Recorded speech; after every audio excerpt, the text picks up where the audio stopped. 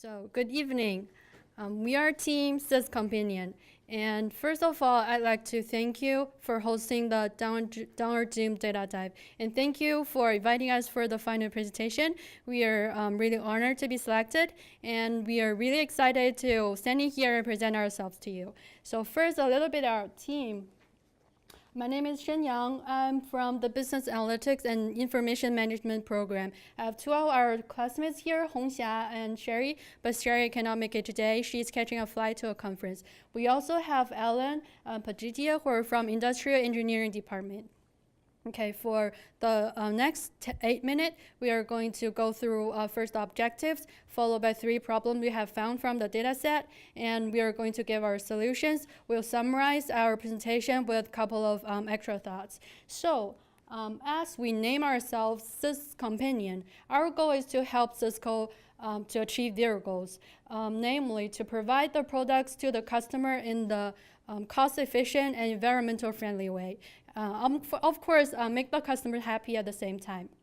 But at the first glance, it sounds very contradictory, right? So how one's supposed to ship the products faster without paying for the extra labors handling the packages and without paying the express shipment fee? But after analyzing the data, we came up with 3 recommendations that can help Cisco to achieve those outcomes. And so here's what Cisco should do. First, consolidate the shipment to reduce overseas transportation. And second, to standardize the package sizes to increase the packaging efficiency. And third, to refine the forecast system to ensure on-time delivery. And now I'd like to pass the conversation to our teammates. They'll be explaining them in details.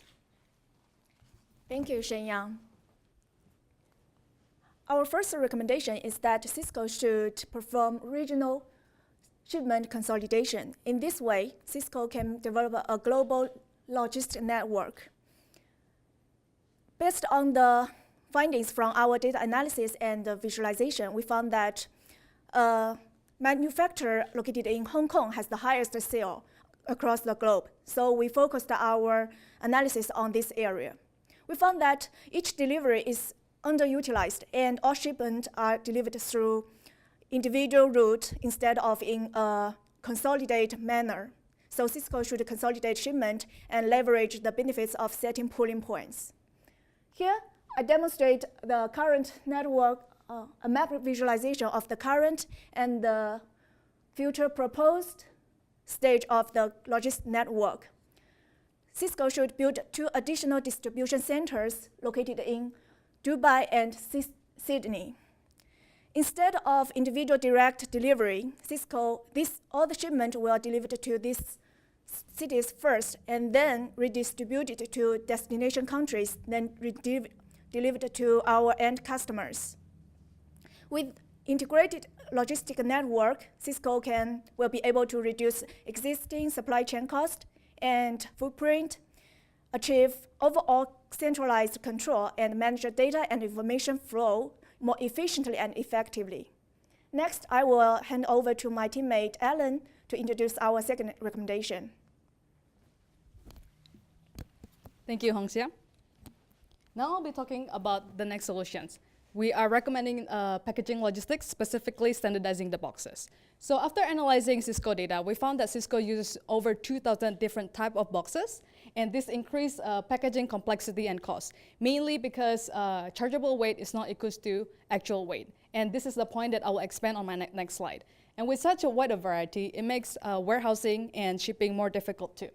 What we're recommending is to reduce the box type to 20, and this will simplify the manufacturing protocols and packaging protocols, and essentially simplify the shipment too.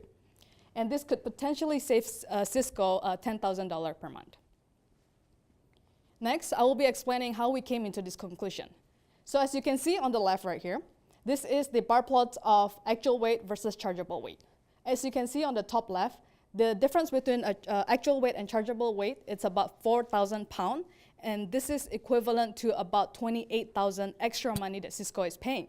And the reason for chargeable weight is because shipping companies do not just charge their customer based on weight, but they also consider the volume. So as you can see too, from another data set, execution in December 1st, we have over 1 million pound difference that it could be a potential saving for Cisco.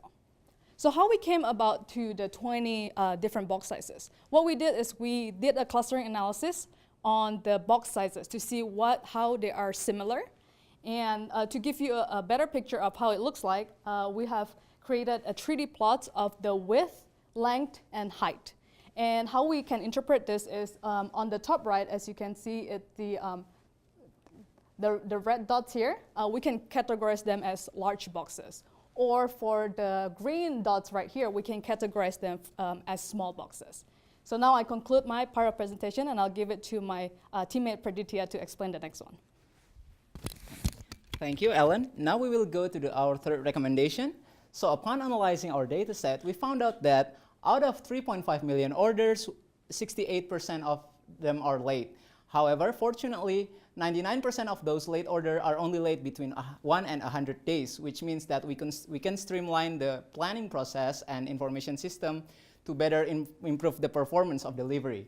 So we suggest 4 steps of improvement, including improve the order priority system, improve the delivery cycle, reducing paperwork, and also assign buffer time for the bottleneck of the supply chain. This step will eventually lead to a better customer satisfaction and on-time delivery. Next, we will dive into the data. Here we see how some variables correlate with the lateness of the order. We see that currently Cisco implements a shipment priority code. However, this is very sporadic right now. Higher priority does not mean more likelihood on on-time delivery. So we suggest that Cisco should improve their priority coding. And also we see this is an example of paperwork. We see how more paperwork tend to increase the likelihood of lateness. There are also some inherent factors of the product, such as weight and volume, that are necessary, but they are unchangeable, so we have to acknowledge it. And also there are some lateness that are related with shipping methods and manufacturing locations. We see that CDC is the best performing one compared to the other 4, which is why we recommend CDC, which is Consolidated Distribution Logistics System, in our first recommendation. We also see larger manufacturing sites tend to correlate with more reliable delivery rather than the smaller one. This is only 5 of them. To summarize our presentation, we have recommended 3 actions, and each of them have its own evaluation and consideration. We also want to acknowledge some other opportunities. We have found out that there are some underutilized opportunity overseas, and Cisco should implement more resource on it. And lastly, focus more on the B2B clients. That's all our presentation. If you have any question and advice, we will discuss it during Q&A. Thank you very much.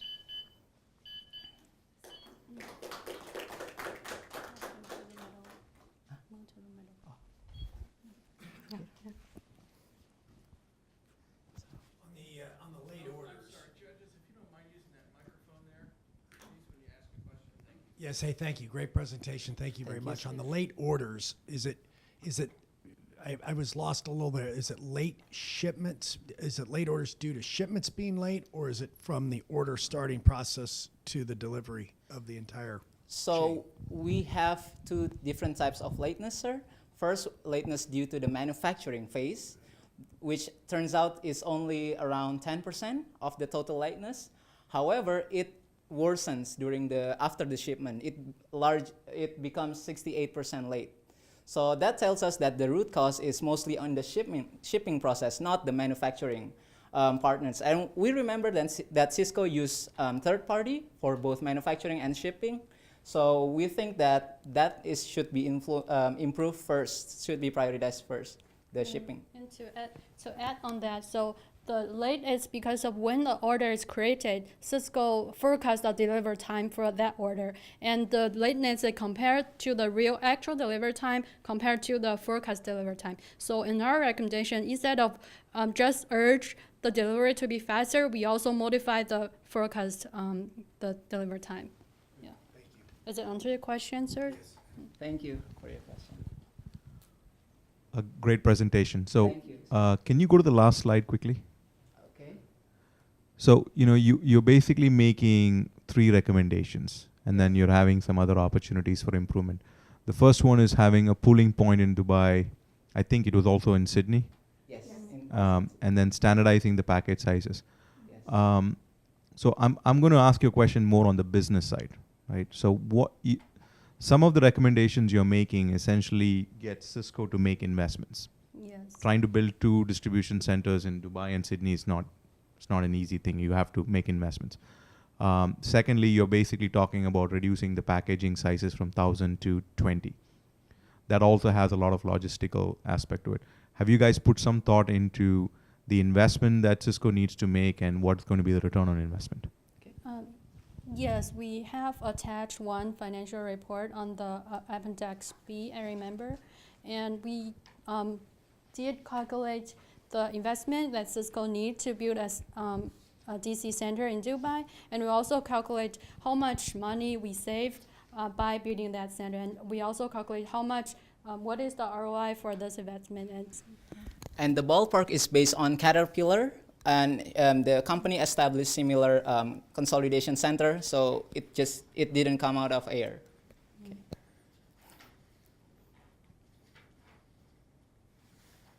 Thank you for your question, sir.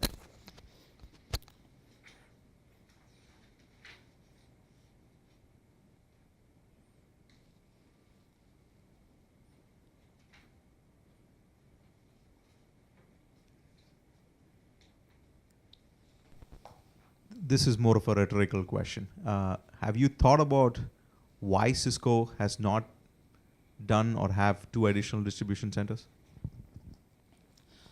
So we have come up with, so during our research, we have found out that currently the US market size for networking service increased annually 3%. However, Cisco's revenue remained the same. So we've concluded that currently Cisco is more focused on the competition in the domestic market, and Cisco hasn't really harnessed the potential in overseas, which is why we think they should spend more resource overseas. And then we also found out that most of the assets is still inside the United States because they use third party outside of the United States, sir. That's what we've come up, so that's why spend more resource on overseas. That's what basically we're saying here. Does that answer your question? Yes, it does. Thank you, sir. Thank you. We good? I think we're good. Okay, thank you so much, sir. Good evening. We are the Boilermaker Consultants. Today, we'll be presenting to you the problems we have found from the data provided by Cisco and recommending a few solutions. Before we start, let us introduce ourselves. I am Jaslyn. I'm Ailey. I'm Jinghan. I'm Ken, go by Joyce. And I'm Yue. We have generated a few solutions that target 4 different aspects with the goal of minimizing cost and time and also reducing carbon footprint. We'll start off with talking about improving routes planning. So for routes, there are 2 factors. One is weather. So what we realized from the data set was that there was still a lot of shipments going on during a natural disaster. And there are certain weather patterns that we can account for natural disasters. It typically happens during a certain period in the year, and it typically happens to a certain location. So for example, Texas is a state which is more prone to other states to have natural disasters. Okay, so what Cisco can do is to try to work around this or allocate more time for that shipment, or even put a contingency plan or a backup plan in motion in case one of these obstacles do occur. The second factor we have is backhaul. So what we realized from the shipment data was that there was a lot of empty containers coming back to the origin, and this costs money as well. So for backhaul for trucks, what Cisco can do is use a continuous movement model. For ocean shipments, what Cisco can do is to negotiate with customers, suppliers, or manufacturers in other locations to see if they would like to take any cargo back with them. And how this benefits the customer is that they would only need to pay the port charges, and the rest will be covered by Cisco. This way, Cisco can recover some of that extra charges lost. And now we'll be talking about freight optimization. Looking through Cisco shipping data, we find out Cisco never used railway as a shipping method. However, nowadays railway is getting more and more emphasized in the nowadays world, because Trump also just announced his plan to allocate about $1 trillion in the railway projects. There are so many benefits for railways, such as they have low cost, lower carbon emission and much safer. Looking at the top right chart and also the left bottom chart shows that. And what's the most important thing is that the cost for railway is only about 1/3 of the cost for truck. We find out the most frequent route, and if Cisco used the railway instead of truck for this most frequent route, Cisco can definitely save about $6 million. Thus, our strategy is to use railway instead of truck in some routes. And now we're gonna further discuss about freight optimization. Thank you. Sorry. Thanks. The next thing about freight optimization is by looking at the shipment data that we have from the manufacturer partners that Cisco work with. Among the 17 manufacturer partners, we found that there are 2 in particular that have very, very low weight shipments that's going out every day, like the one in Louisville. And we did a data analysis about how many cargoes are going out from that center, along with the centers around it. And we found that there are over 600,000 cargoes that's going out within one day from that area. And another thing we found is that Cisco are working with a lot of manufacturers from the same or similar region, like the one near Hong Kong, which are within 60 miles of radar to each other, which is around from here to Indianapolis. Keeping that in mind, we have 2 recommendations. The first one is for Cisco to combine its orders into one shipment, especially for centers like the one in Louisville. In that way, Cisco can not only increase the capacity of the freight, but also reduce the complexity of its supply chain and also can further increase the efficiency of its supply chain. And the second recommendation we have is for Cisco's buyer to sit down each year to have a conference and look at the manufacturer performance that they have within same region and see if it's possible to cut down some of the partners that we will work with in the similar region. In that way, Cisco can have an easier management in supply chain, and also it will have higher negotiation power when it comes to the next contract cycle. We'd like to discuss about the delivery cycle next. Right. So based on the data from the OTM route code, we noticed that Cisco allows its customers to specify DHL as their preferred air carrier. So what this means is DHL has a high accessorial cost to total cost ratio, and it reduces the value for money that Cisco pays DHL because 52% of what Cisco pays goes into surcharges. We suggest that this option either be removed or we charge a premium for such services. But air freight is also a very polluting mode of transport, so reducing the amount of shipments by air also reduces our carbon footprint. If you could look at the charts on the right, you can see a comparison between surcharges of FedEx and DHL. And we suggest that Cisco put in place a system that identifies the most cost-effective shipping provider out there. Now I'll pass it on to talk about improving delivery cycle time. So another problem we found from data was that in average, the wait time is about 5.17 days. This non-value added time is actually the time between the goods ready to be shipped until it's actually shipped. This will cause problems such as congestion and also unnecessary inventory costs.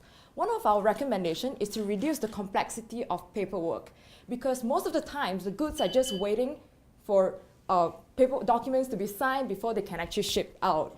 And I think I would also like to highlight that improving the truck loading system can also reduce the wait time. And lastly, we recommend that Cisco should actually reduce the inventory to work within its capacity so that the whole management of inventory is more smoother and can reduce this time wasted.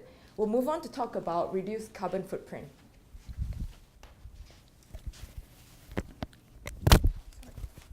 So we announced data on January 2nd, and we found out Cisco used much more wood or paper rather than plastic pellet. And our suggestions for Cisco is to use more plastic pellet because it only contributes about 8% of their carbon footprint, versus the wood or paper contributes about 85% of the carbon footprint. And also, the plastic pellet is much durable and also weather resistant. And we firmly believe that while incorporating our strategy, including better road plans and better freight optimization, Cisco can definitely reduce footprint in the long run. And now we're gonna wrap it up. We would like to end this presentation by looking at the road ahead. And this is a roadmap we have for the implementation of our recommendation. We have several short-term goals and long-term goals, like using plastic pellets instead of wood or paper to reduce the carbon footprint, or like the one that we want to incorporate railroad into our supply chain system further down the road. With that, I'd like to open up floors for any questions.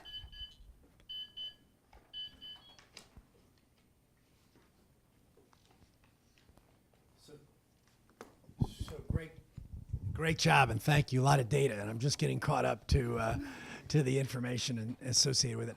I missed a little bit about the solution to the natural disasters and what you wanted to do around that. Was that where you want to ship more by rail, or were you adding facilities for this? So for the natural disaster part, we actually, while the time we were working on it, it was just about the season of the hurricane that's happening down in Miami. And we actually went and looked at the weather pattern, the reports that we found online about the evacuations, about how many flights are affected in that area. And we were trying to find a better way out for that situation if that were ever happen again.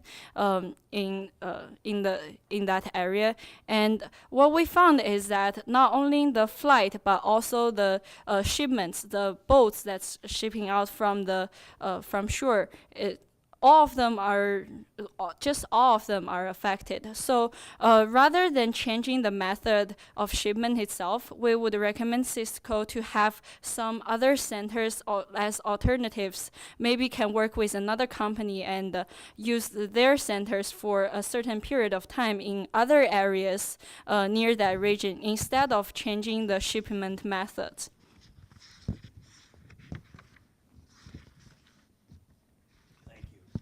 Thank you.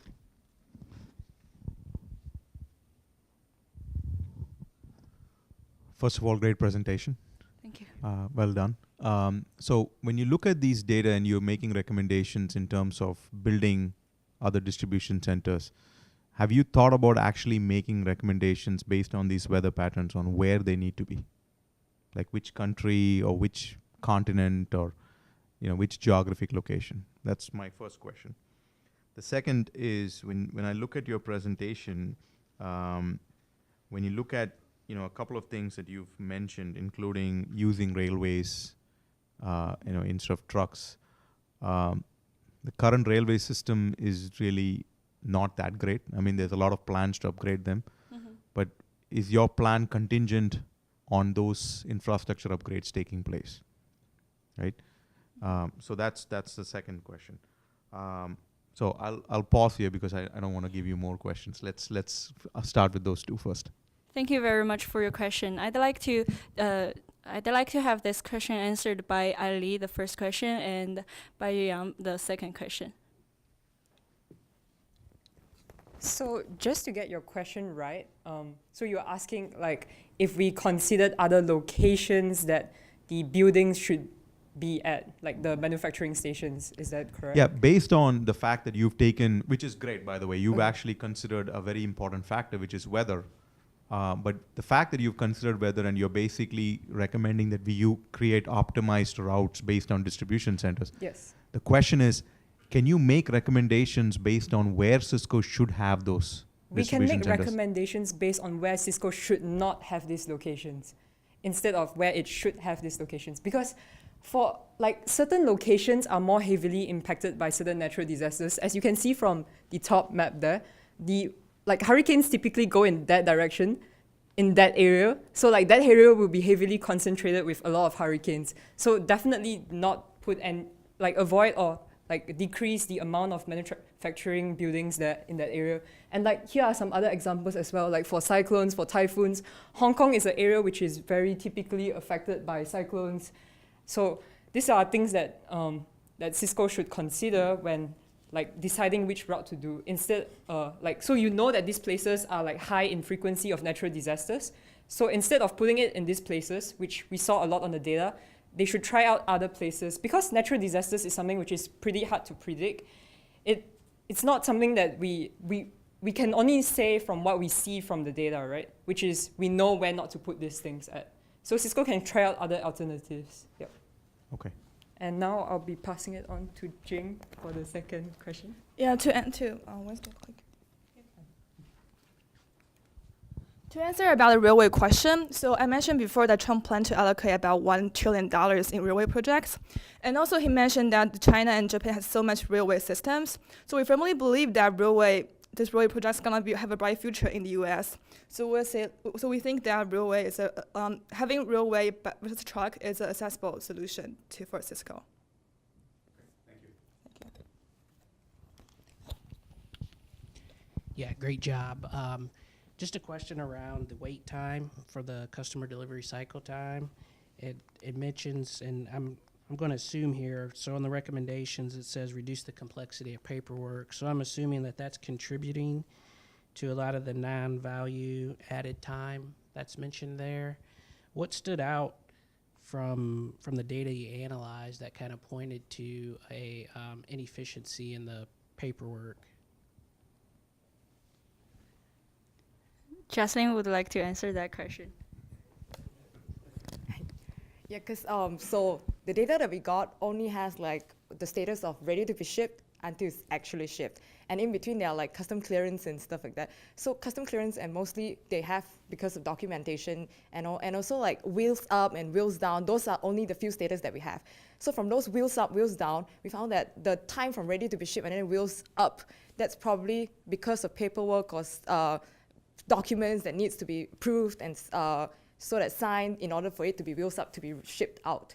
So that's when we suggested reducing the complexity of paperwork. And to add on to that, we also thought about like having maybe each shipment or each provider or services that are like in charge of the shipment have like some sort of account with Cisco so that they can just scan a particular code to show that, okay, we are approving this to ship it out. So everything will be all in a network instead of like having documents to ship here and send out. And we also receive data about like invoices.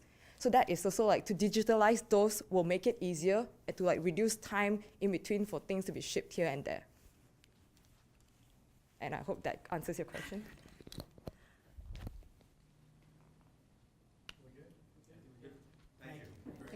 Thank you very much. Good evening, ladies and gentlemen. So we're Team Wings. We have been digging into three perspectives for this case. So the first one is freight control, and then it's inventory control, and then packaging material control. So our first point will be using reallocation for those companies to change the weight of each shipment so that the cost can be reduced. So if we can see, we have analyzed about over 200 routes for one airport to another airport in specific months. And we can conclude that there are mainly three different patterns of pricing system. So the first one would be this one. We call it the Turner because it's look like a cooking Turner. So this pattern, we will see the cost will remain constant, and then goes up proportional with the weight. So that's pattern one, and that's just another example. So this one is more like a linear pattern. So basically, you will see the cost is move directly with the weight. So that way, a company doesn't need to consider about reallocation of the all shipment, because if the weight goes up, then the price just goes up.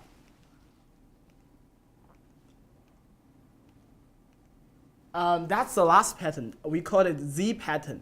And we can see that the price here goes up first and then decreases to a certain point, and then it looks like a linear pattern again. So for the first pattern and the third pattern, we will recommend the company to reallocate those packages. So like combining those smaller packages into bigger or heavier packages, so it will reduce their shipment costs. And in that way, it may also reduce the number of flights, so it can also reduce the carbon emission.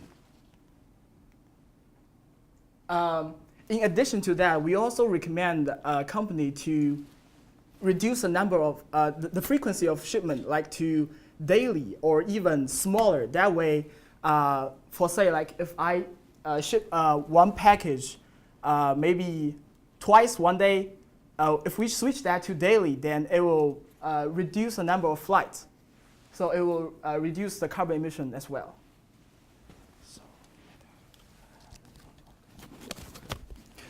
Okay, so we can reduce the cost by reducing the shipping frequency because there is a, let's see, there is a fixed cost for each packages, like this graph. And for this graph, we can see at this vertex, the weight is 23.5 and the cost will be 174.36. And if we need to ship another 23.5 pounds package, we have two methods to ship that. We can ship that separately, so the cost will be just double it, which is 348.72, or we can ship it together. So we have the point here with 46, and the cost will be 316.39. And the slope we calculate should be 6.04. So we can see obviously the cost lowered by about $30. So consequently, we can ship packages together to avoid the additional fixed cost. Okay.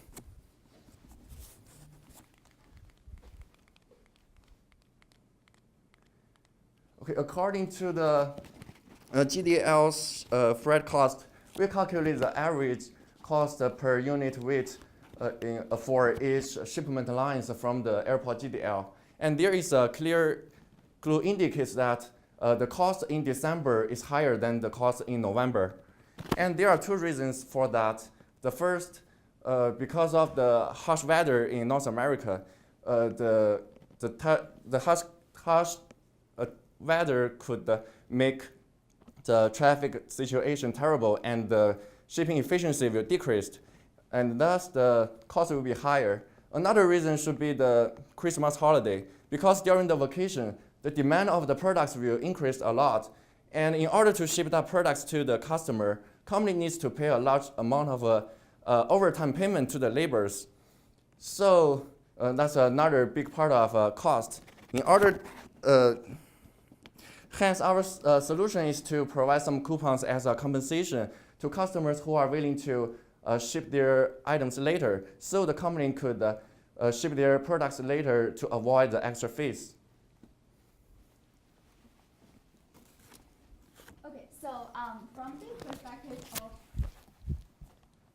Okay, so from the perspective of inventory control, the first point we considered was alternative shipment method.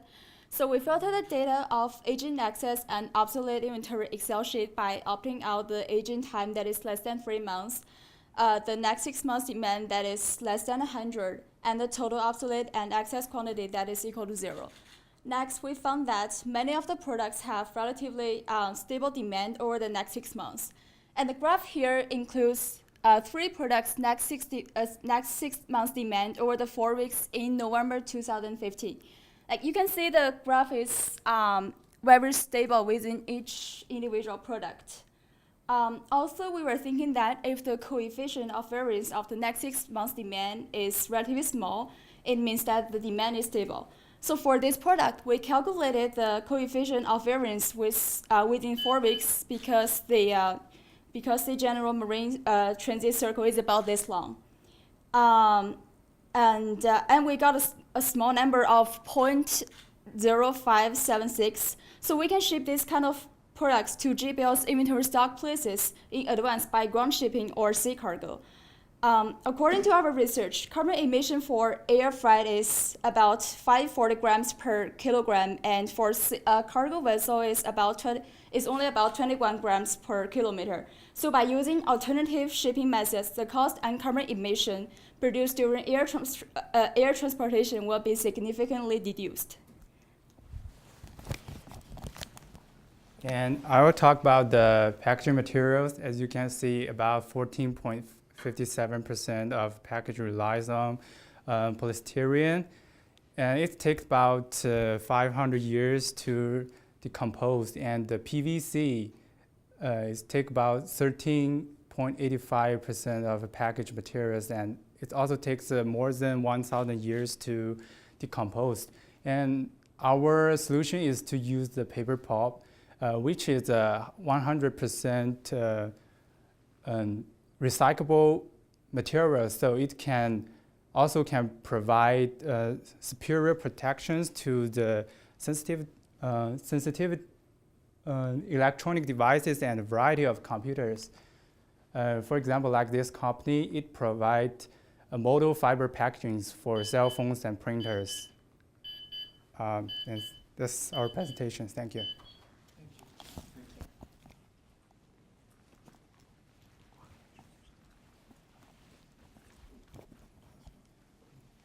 Great job. Thank you for your thought processes on that. I like the way you attacked it. I have some questions on your graphs that you put out front. I was confused by the different, excuse me, sir. You know, I think some of my co-judges turned the mic off. They must be kibitzing amongst themselves. Any secrets to share down there, boys? Hey, I was confused a little bit by the graphs from the standpoint that the scales change between each of the different patterns. And if you go to the straight pattern, for example, the linear pattern, this one really I was confused by because 5,000 is the same as the first freight charge. And I noticed that we're 100 on the others or 200 on the others. I'm just curious if in that lower left-hand bar there, between the 5,000 and 1,000, would that pattern look different if you had a similar scale, or is it really linear?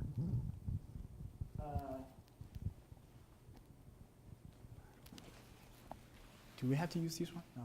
Yeah. Yes. Okay. So you mean because the scale is different, so the pattern may be different. All three of your charts had different scales, and so you're making this look like that's a straight bar there, as compared to like some of the others where your scale is a little bit more granular, like this one. Like we start at 500 instead of 5,000. Yeah, but so what we did is that we analyzed the DHL Excel. So it has different shipment information from one airport to another airport. Because of the data we collect, that each airport has different number of flights. Like for say the Hong Kong one is more busy, and another one may like only have one information listed. So so the way we did it, we just gather all the information we get, and that's what we build. So if we can control, like for say, if we can control a number of packaging information, then we can dig more on that. Like for say, everyone has a scale up to 5,000, and then with 100 packaging information, then we can compare those and see if they still have this sustainable pattern.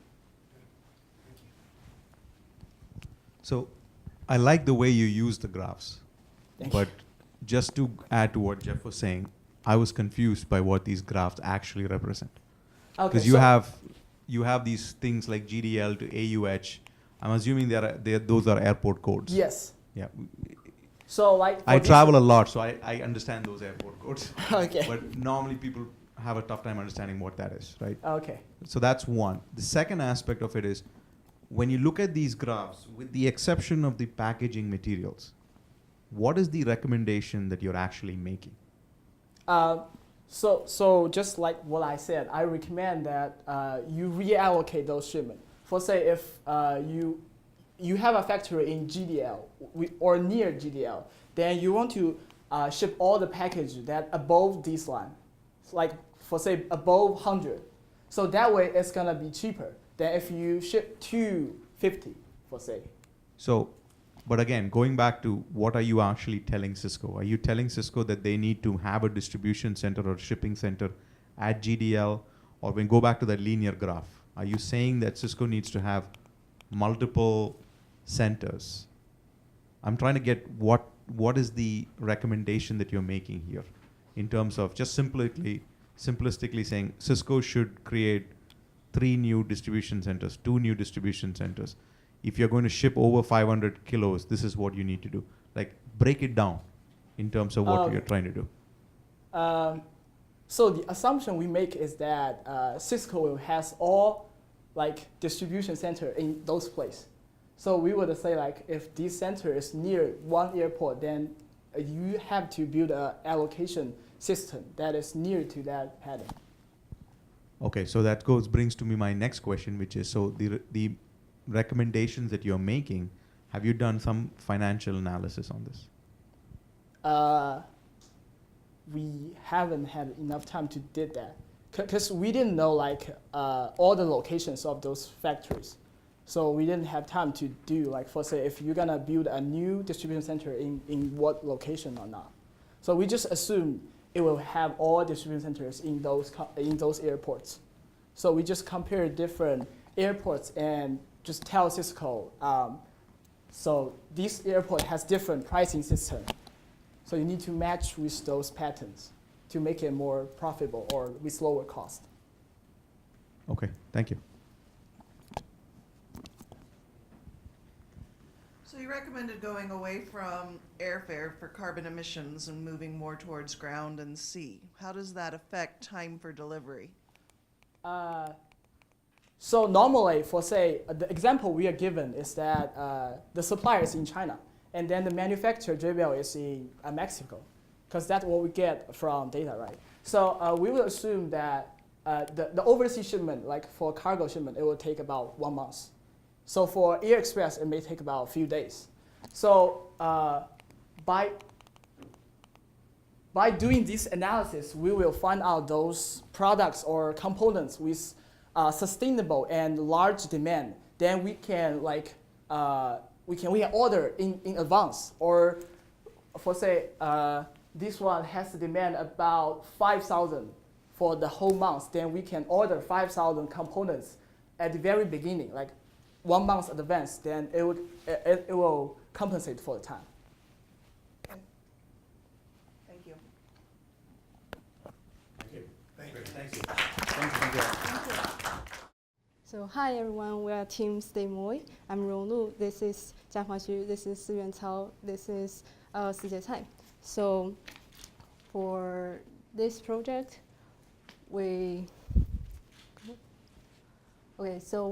according to those released data, we found out 2 main problems faced by Cisco. The first one is underestimated packaging weight, and the second one is late delivery to customers. So for the first one, using the packaging and product weight data, we plotted 2 graphs with net weight being the x-axis and packaging weight being the y-axis. So, and these 2 graphs only contain data with a net weight larger than 1 kilogram, which is about 30% of all the data, all the weight data, and we will talk about the rest of the weight data later. So on the left is our estimation model. We can see that this model has a much stable and organized linear relationship, and its slope is slightly smaller than the actual line, which means that the estimation model is predicting the packaging materials to be less heavy than they actually are. And next. And also, based on the net weight, we also break down the estimation model into 3 segments, which are light, medium, and heavy. And we can see how much of each packaging material is estimated to be used for each segment. And in Cisco's real practice, however, we found out that they actually used much less corrugated paper than estimation and more natural wood than estimation. So that means Cisco is in general using heavier packaging material than estimation. So we suggest Cisco to follow the estimation model more carefully. So in that way, they can reduce their packaging weight. So the gross weight will go down, and Cisco can save a lot of shipping fees. And that also means we can load more goods and products in one time. So for example, for a single aircraft, we can load more products and goods.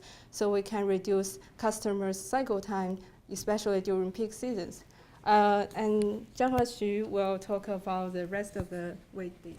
Thank you, Ms. Lu. In addition to that, we also found out that there are many data records with net weight equal to or little above 0. In the image on the left side, this is data record that has less than 1 kilogram net weight. We think they are mostly likely to be paper documents, chips, or portable storage devices. In the case of paper documents or portable storage devices, we would highly recommend Cisco and its customer to use fax or secure internet connection, if possible, to send out their documents instead of shipping actual physical paperwork. And the image on the right side shows the package with 0 net weight. Those data dots on the very up top means data records has big packaging weight and 0 net weight, which is probably going to be Cisco buying packaging materials such as cartons or corrugated paper. The rest of data dots indicate that Cisco is shipping empty boxes without actual products in it. Therefore, we suggest that Cisco should try to send out as few empty boxes as possible, and also ask their factories to improve the efficiency so they can meet their shipment deadline. So the factory won't have to send out empty boxes and let their customers wait. Next slide, please. So for conclusion of our first approach, first of all, Cisco should try to follow the estimation model for packaging. And secondly, should rearrange shipping methods for products with little weight. And lastly, try to not send out empty packages. And Siyuan will be talking about our second approach. In addition to the package weight, we also found out that Cisco can improve their route selections for product shipping. In general, we highly recommend using the route CODC. From Cisco's shipment execution dataset, we calculate the delay rates of each route by comparing the actual arrival date and the date that Cisco promised. So by looking at the table, we can easily tell CC has the largest probability to being late, which is almost 31%. CC means shipping from manufacturing site directly to customers. By the contrast, CODC has the least probability to being late, which is only 16%. CODC means shipping products from the final consolidations to customers. So when selecting routes, we suggest Cisco should increase the proportion of choosing route CODC instead of others. Besides that, we also calculate the percentage of total days of delay. So by looking at the table, we can see that COC has the greatest proportion of late days. COC means shipping from consolidation centers near the manufacturing site. And the reason why COC has such great percentage is that too many orders are relying on this route. So if Cisco can figure out a way to increase the shipping speed of route COC, it will greatly impact the shipment service. Also, we found out that the number of orders shipped by CODC is not linearly related to the priority level. So we highly suggest Cisco to make ranking order systems. So the orders with higher priorities should use the route CODC, and the orders are not that rushed should be used the route COC. But in general, we don't recommend Cisco to use route CC unless it is necessary. So I will hand over to my teammates to talk about the seasonal pattern. To talk about how to increase the using of route CODC, we would like to refer to Cisco's shipment forecast dataset. This dataset gives us a seasonal pattern of the ship freight. We concluded that from October to January would be Cisco's busy time. During this busy time, Cisco would face a peak demand for products. So if Cisco can be prepared for their busy time, they can rent some warehouses near their end customers in Europe, and like also prepare their inventories and send these inventories to their warehouses before the busy time. They can reduce their customers' time in waiting for the delivery. So in conclusion, on our second approach, we should always suggest Cisco avoid using root CC and reduce the use of root COC. In contrary, we suggest Cisco to use more root CODC, especially in busy time and for their priority packages. That's it. Thank you.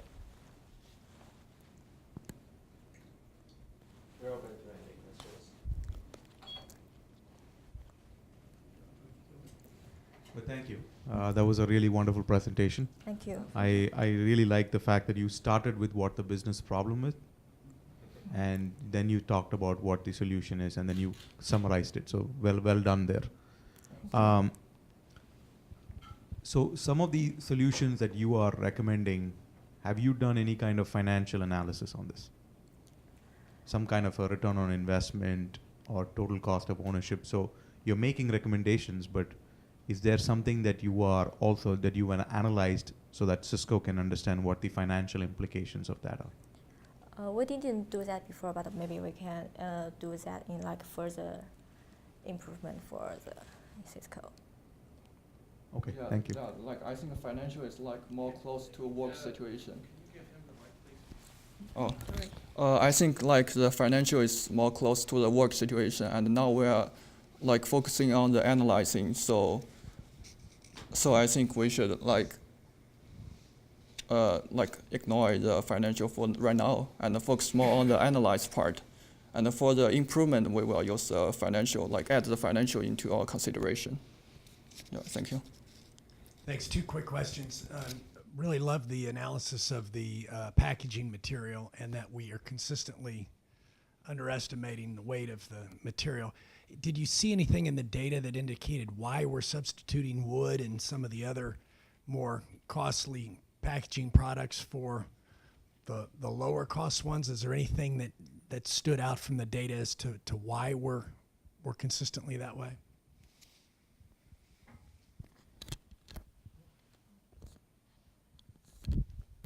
Because from that is from the data set of like the packaging one, we only have the packaging materials, what kind of materials we are using, and the weight of that. We don't know what they have inside, but from some other data set, we guess you might have like some big machine or stuff which need to use natural wood rather than the paper one. But I think that your estimation model is really, I think it is better, and we can like ask your maybe manufacturing factories to use your model, because that one is really good. That's great to hear. I like that. And then I can't get over the empty boxes. Can you tell me again how you came to the conclusion that we're shipping empty boxes? Because the net weight is 0, so it's actually 0, not 0 point some stuff. It's 0, so we guess that one is empty boxes. Maybe for the heavy stuff, we guess it is like buying some packaging stuff. But maybe for most of that, we guess it is empty boxes, which is maybe a common problem in real life. That is like your manufacturing factories didn't finish their stuff before the deadline, so they have to ship the empty boxes. I think to improve this problem, you can maybe use more of the forecast stuff. You should be you can be prepared for your business and ask your factories to prepare your inventories before the time they prepare your inventories in advance, so they can meet the deadline or finish earlier the deadline. Great, thank you. I'm just shocked that we have empty boxes. I just wonder if they're chips or something, but I'll be curious to see how many of them are. I guess we probably aren't late very often with empty boxes. So They're delivered right on time. Just when they're needed. Thank you. Great job. Yeah, great job. Thanks for the presentation. Just one quick question. There's based off the solution, and then it was mentioned before too about too many deliveries rely on the COC method. So in order to reduce the load on COC and then avoid most of the routes that use the CC method. Was there any thought to other avenues, whether it was pre-shipping or other things that could help Cisco not rely so much on the COC method, but still meet the objectives? Like we suggest the Cisco to use route CODC. Like COC is like is the shipping from the consolidation near the manufacturing site, right? And we suggest Cisco to like rent some warehouses near to the customers, close to the customer side, because the Cisco already have some forecast of the customers, and the Cisco knows what the customer wants, what product customer wants.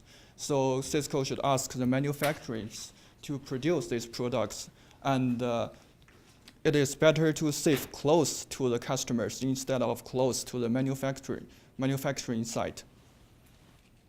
Yeah, and I guess for CC is shipping from the manufacturing site directly to the customer.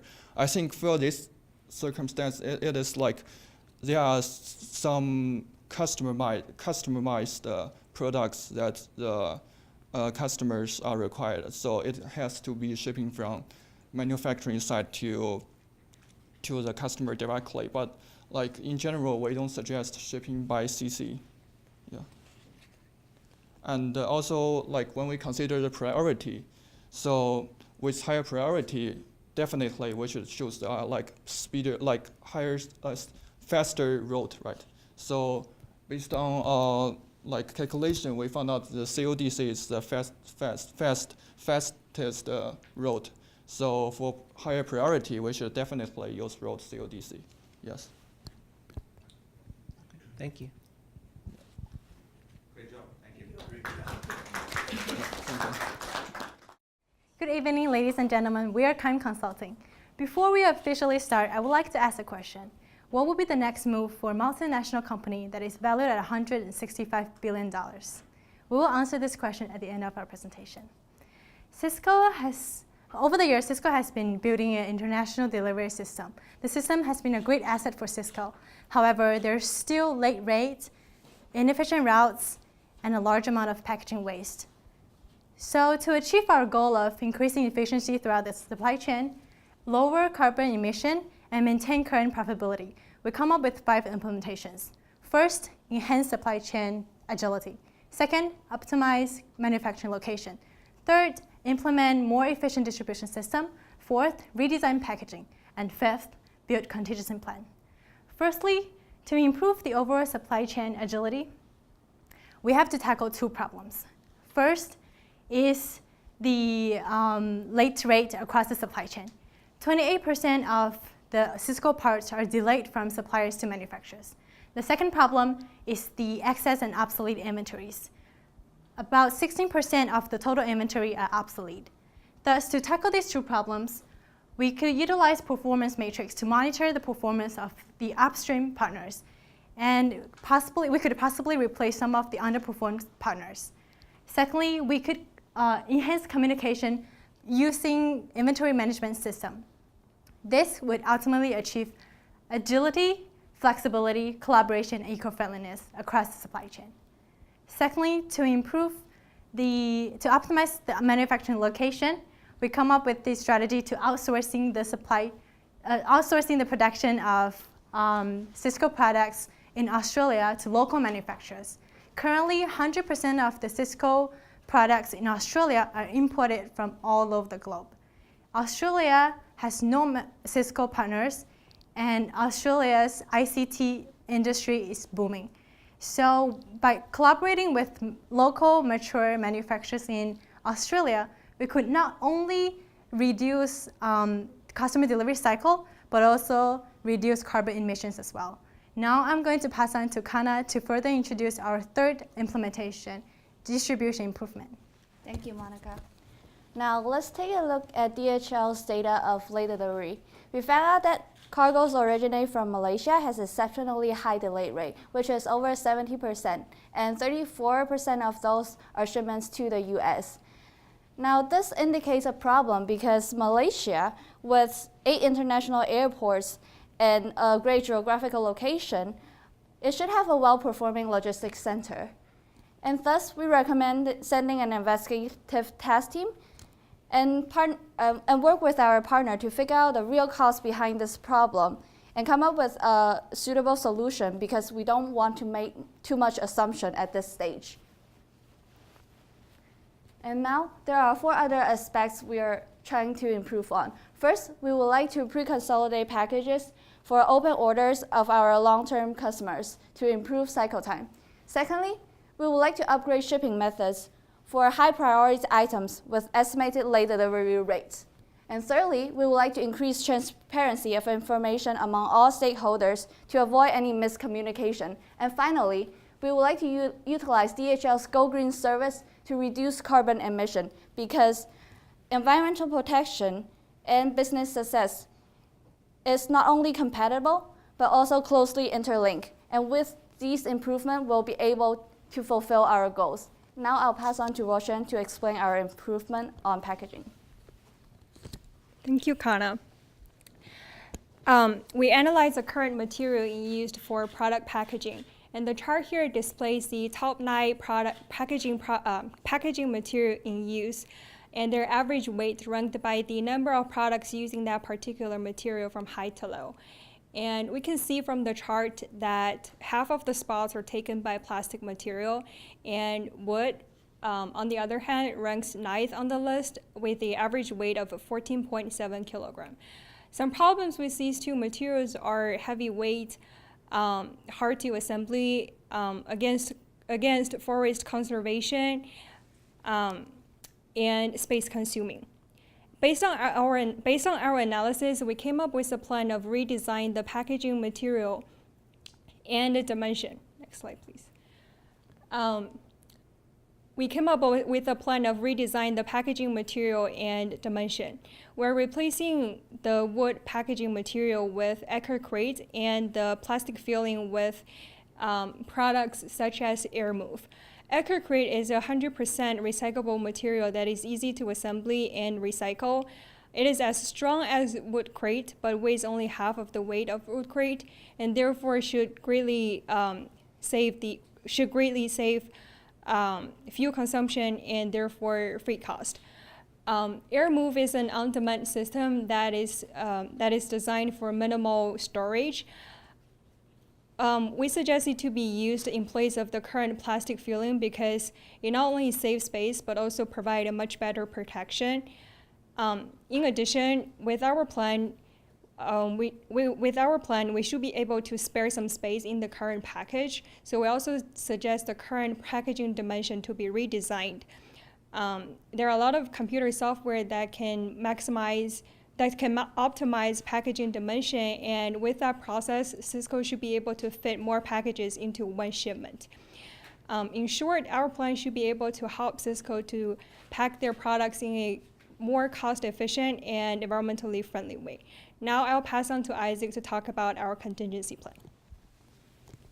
Thank you, Roshan.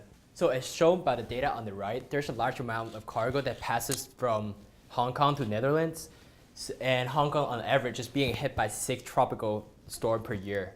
So therefore, we suggest the firm to add infantry to each of its distribution centers. So if one of the distribution centers got erupted by severe weather condition, we can instantly move the cargo to the destination by the nearest distribution center.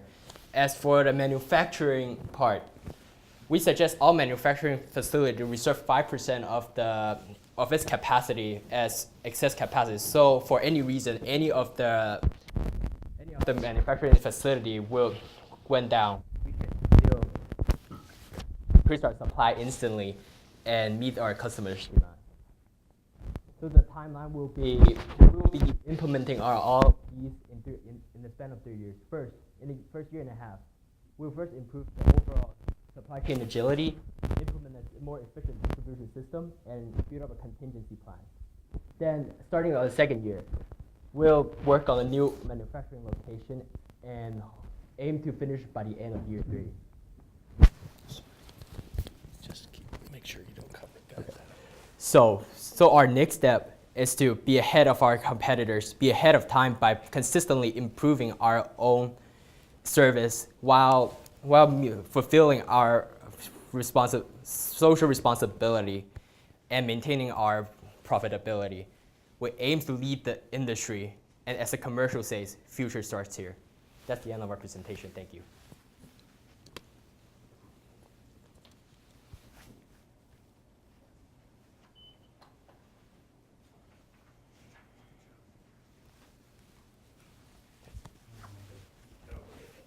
Turn it on, thank you. We're passing secrets back here. Great job, very much. I wanted to dive into the first recommendation about improving the agility of the supply chain. You wanted to increase communication, collaboration, and some of the flexibility. I didn't really capture any specific recommendations as to how you were going to do that. You were going to share performance data. You were going to try to replace suppliers that weren't performing as well. But in terms of communication, what are you seeing that we're lacking there that could be more helpful? I think one of the things that we could improve on is using better inventory management system, which could help communication between supplier and manufacturer with distributors. So as long as the partner knows what the upstream partner's doing, they could better manage their inventories. And they could also communicate with the sales team. So if there's more excess in the inventory, they could communicate with the sales team to accelerate the sales. Great. One other quick question. You mentioned Malaysia, 70% are late, but you said there was a large percentage of Malaysia that goes to North America in terms of shipment. Could you repeat that? Yeah, so there's 34% of shipment goes to the US, and US is the headquarters of Cisco, and we don't really want those shipments to be late because those shipments could be very important, and it's highly unlikely that this problem originates from the US side, so we'll focus more on the Malaysia side.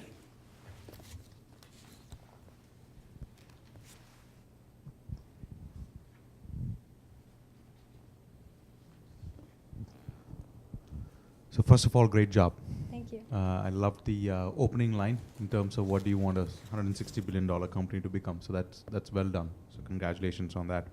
I was trying to get a sense in terms of all the recommendations that you've made, whether you've spent some time doing a little bit more financial analysis. So all the recommendations that you make, Isaac, you said probably three to 5 years to do these things.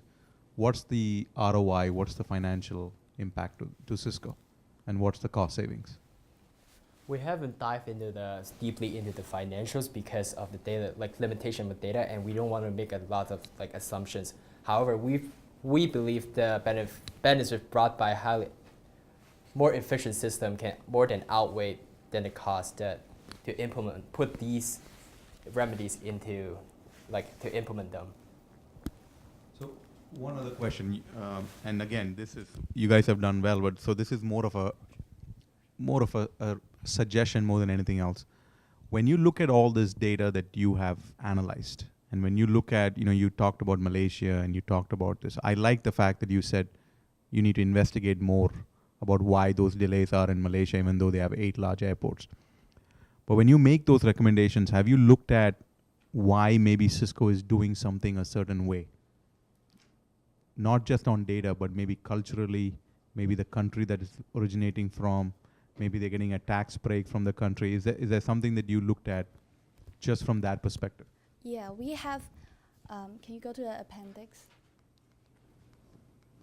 Yeah, so from this graph, we can see the graph on the left.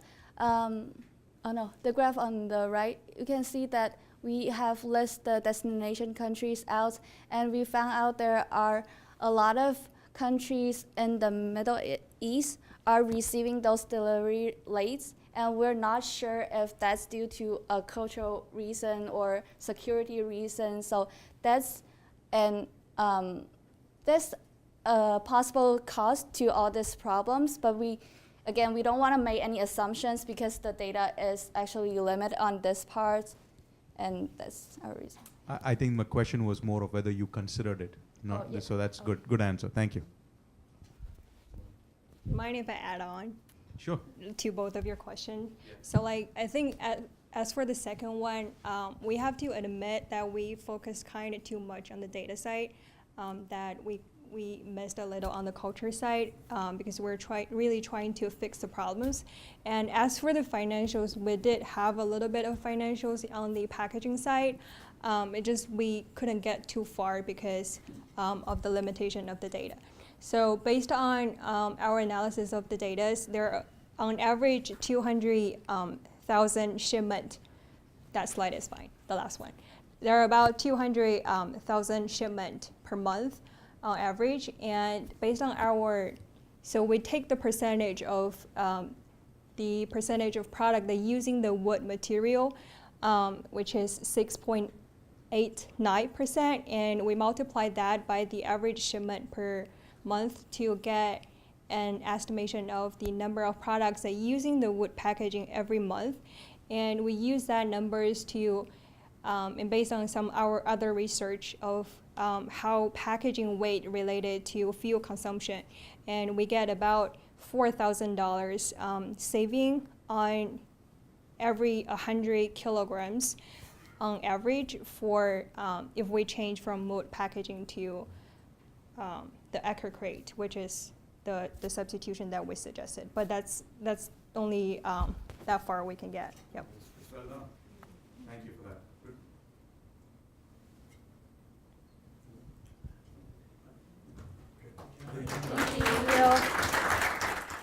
Good evening, everyone. We are team Business as Usual.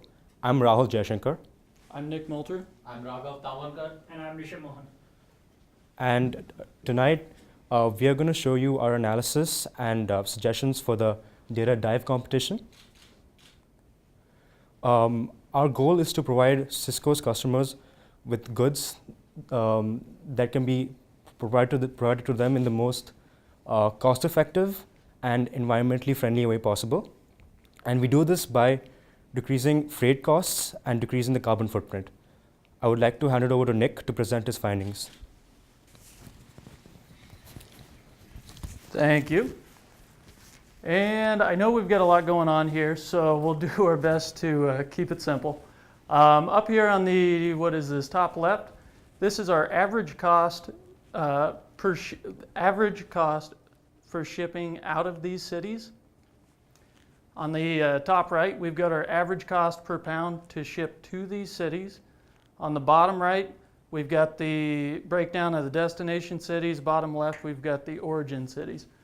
And we can see right here that Hong Kong is responsible for about 50% of our freight shipments going out. So if we take a closer look at them, we can see that our average cost out of Hong Kong is about $30.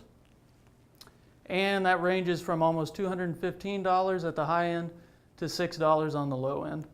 So we've got quite a bit of variance there. But if we take a look over here at Sydney, which is their biggest customer at 41.6%, we can see that our shipments coming into Sydney are averaging us about $27 per pound, which, comparably speaking, is not too bad.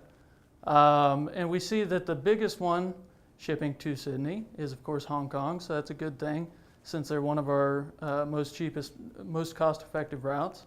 So really, these other two here are pretty cost-effective as well. The main area for improvement is shipping from IAH, which you can see is about $36 per pound, which is a little over twice what it costs to ship from Hong Kong.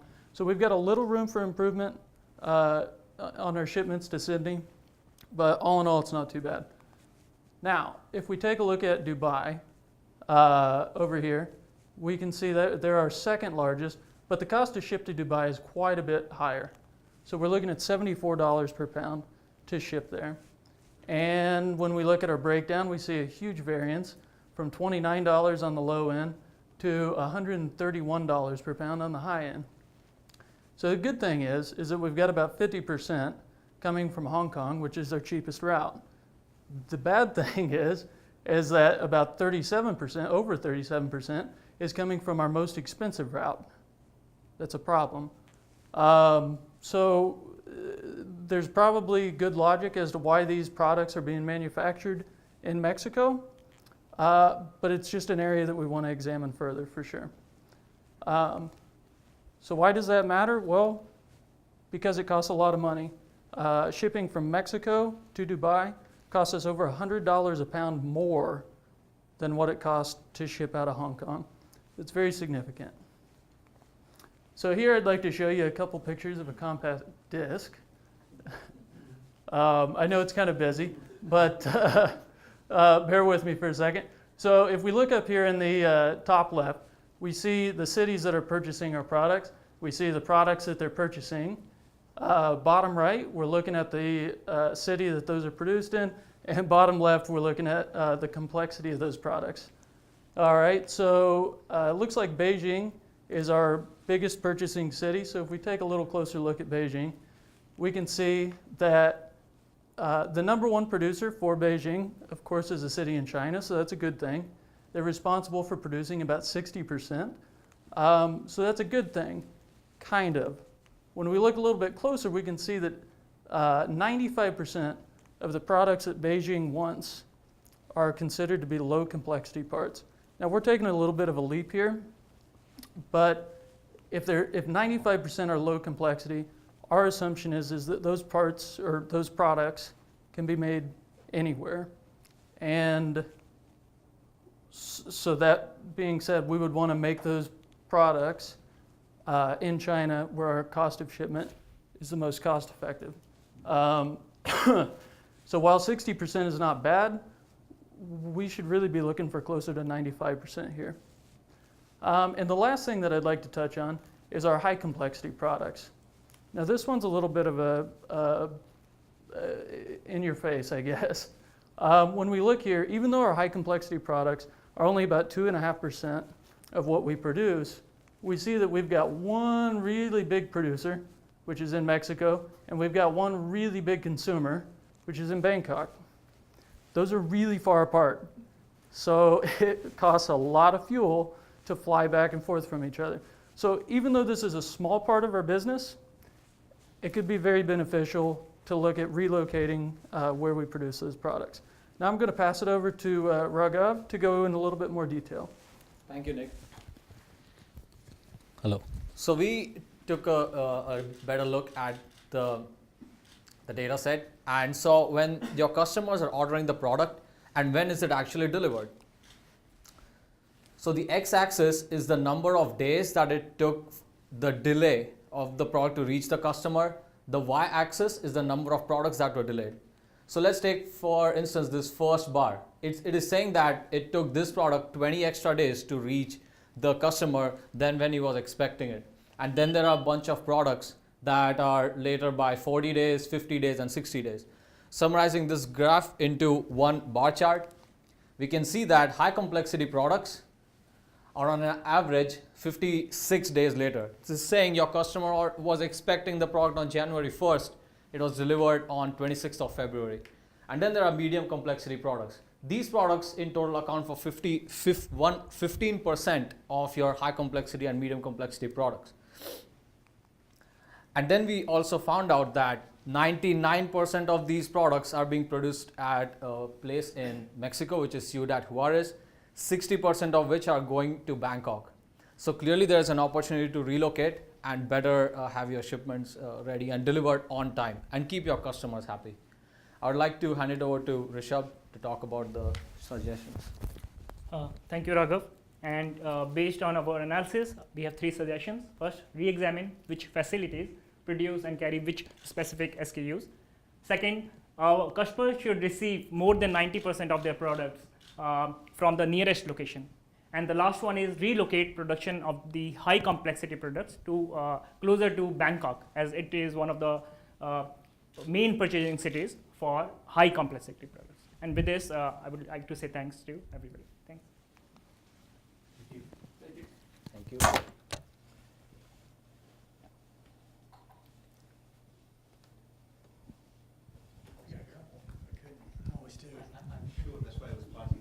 Thank you so much. I always start with these. You mentioned the cheapest source in China was the Chinese facility shipping in China, but I didn't see any data on that graph that demonstrated that was the cheapest shipping method to Beijing, for example. Are you sure it's cheaper for us to ship from China within China, or were you just making that assumption? We were actually making. Let me grab the mic. We were making that assumption. The shipping figures that we were showing were air freight. So generally speaking, you probably aren't going to, ship it from Beijing to Beijing. It'd be an expensive loop around the country. But yeah, that was an assumption that we were making. It's interesting because there are always other factors, and Sure. we have no legal entity status in China, so everything we manufacture there we ship to Hong Kong and then back into China, even if it's right down the street. So I was curious about that, as that is an interesting piece. Also, in terms of the, I thought you did a great job looking at all the complexities. Moving Thank the you. facility to Bangkok, did you take a look at other manufacturing facilities we had in Bangkok? Is there a way that we could, because I didn't know all the codes, is there a way we can just increase existing facilities there, or what did you see? So that's something that, definitely we would want to talk to the manufacturing staff, I guess, in more detail. From the data that we've gotten, I think that was too much of a leap for us to make, due to the fact that, there's really only 2 facilities that you have right now that are making high complexity parts. So it's really out of our realm to say, yes, the manufacturing facilities closer to Bangkok are equipped for it or prepared for it. I think that was a little bit too big of a jump for us. If I could, one more, 90% in your recommendation, you make 90% should be shipped from the closest facility. How did you Yes, come to the 90%? I can show you, sorry. I actually wanted to say 92%, but we thought we'd round down. So right here, so these are all your products as a whole. So we're showing 91.6% are low complexity parts. You assume that they could be built anywhere? Yes, sir. Yes, sir.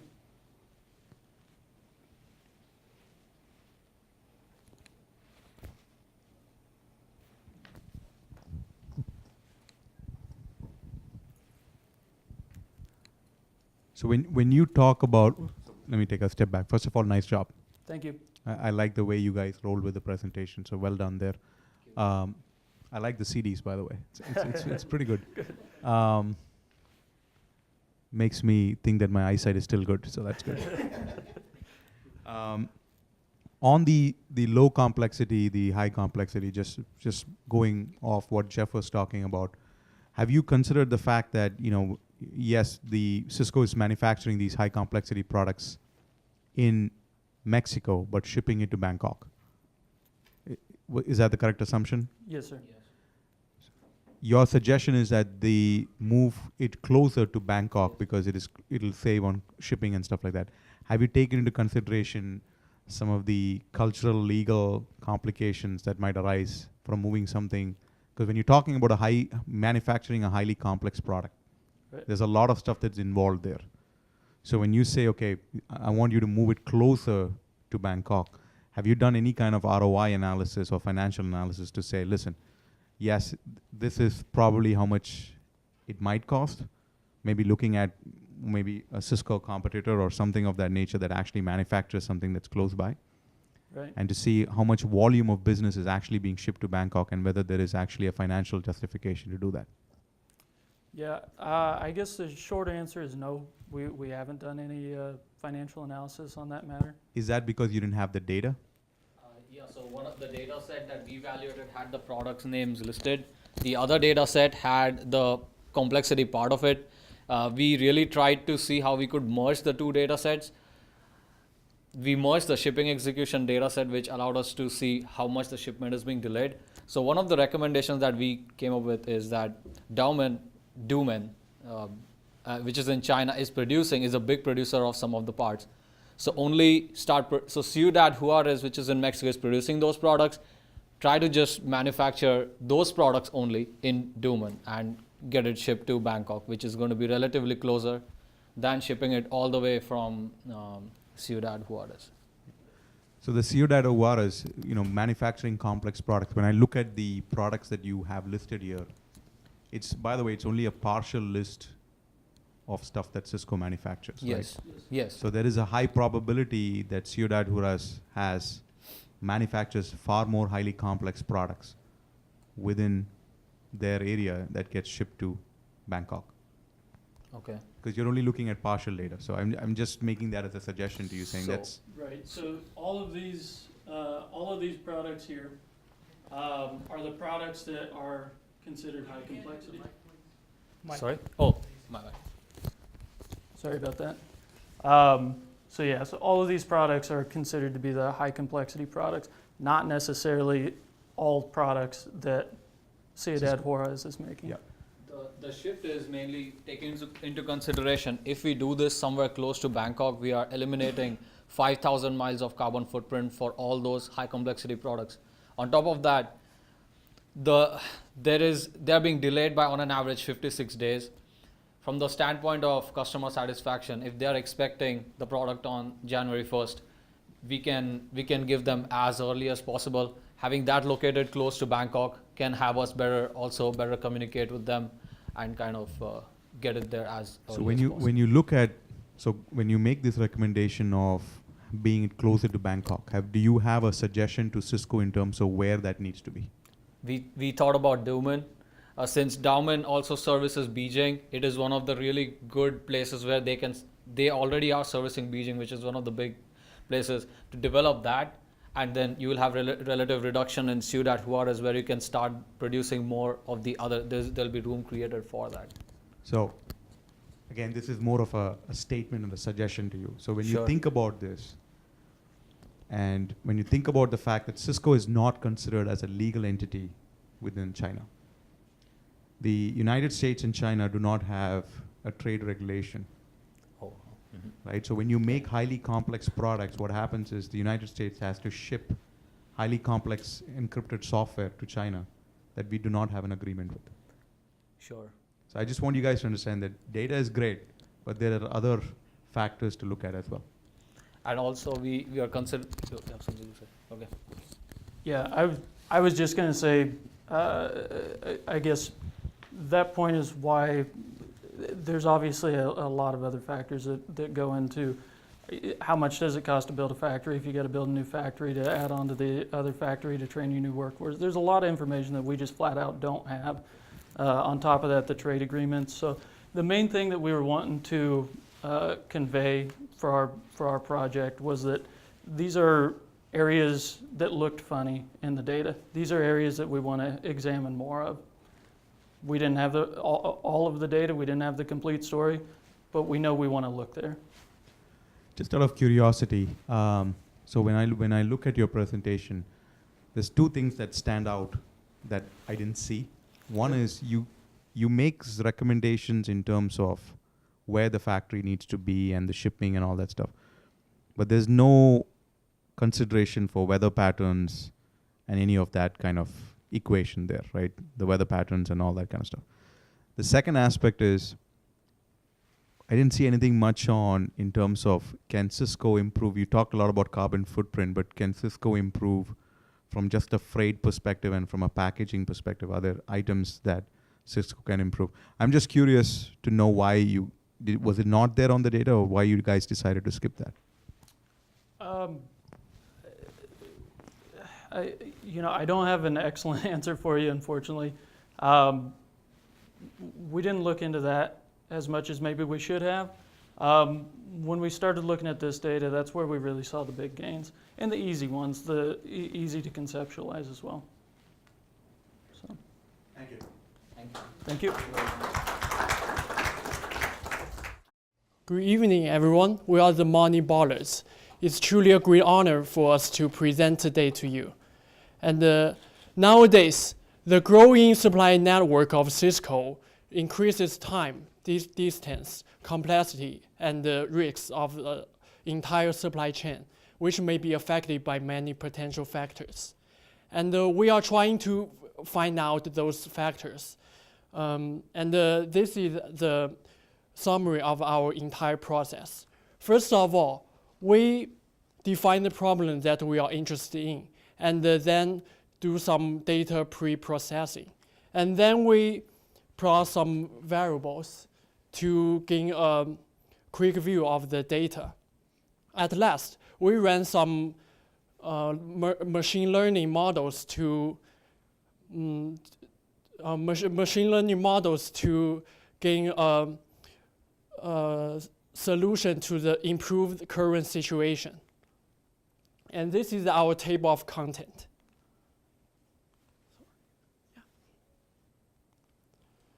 The problem we noticed that is that in the ship execution dataset, the differences between promise date and the actual date may vary. And we define late y equals to true if promise date minus actual date is less than 0, and false otherwise. Our goal is to find out what are the variables that may affect late shipment. And I will pass to Kai to discuss more about this. This is a quick view for the late shipments. And as you can see, the red box is for the departure city, and the heat map is for the arrival cities. And there are some examples. Those two plots is about late rate.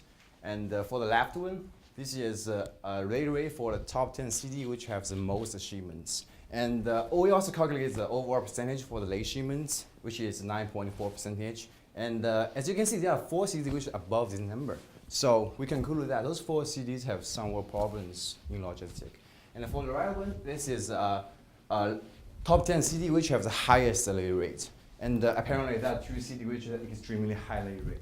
So, and we also figure out that those 2 cities are located around Moscow. So we can conclude that Moscow is a city which have extremely serious problems in logistics. Okay, I'll pass to Heidi for the next topic. All right, so the next thing we do is we choose some factors that might affect the significance in shipment efficiency. So for all this graph, we can see that for x-axis, it represents different levels of factors, and the y-axis represent percentage of late shipments regarding to those levels. For this graph is how late frequency related to whether customer accept early delivery or not. So from these 2 bars, we see that the difference is only 0.6%. Because the percentage is so small, so we didn't consider this factor into account for building our models. However, I think Cisco could look deeply into these factors to see why the late frequency is even higher when customer accept early delivery. And the next plot is this one. It's about priority levels. We see there isn't a significant trend showing how the percentage of late shipment relating to the priority levels. However, the differences between each level is significant, so we take these factors into account for building our models. Here are some more factors we take into account for building our models, such as the compliance labels and MFG complexity, because they all show significance in affecting late shipments. So we take those factors into account for building our models. I will pass this to Tony to further discuss our models.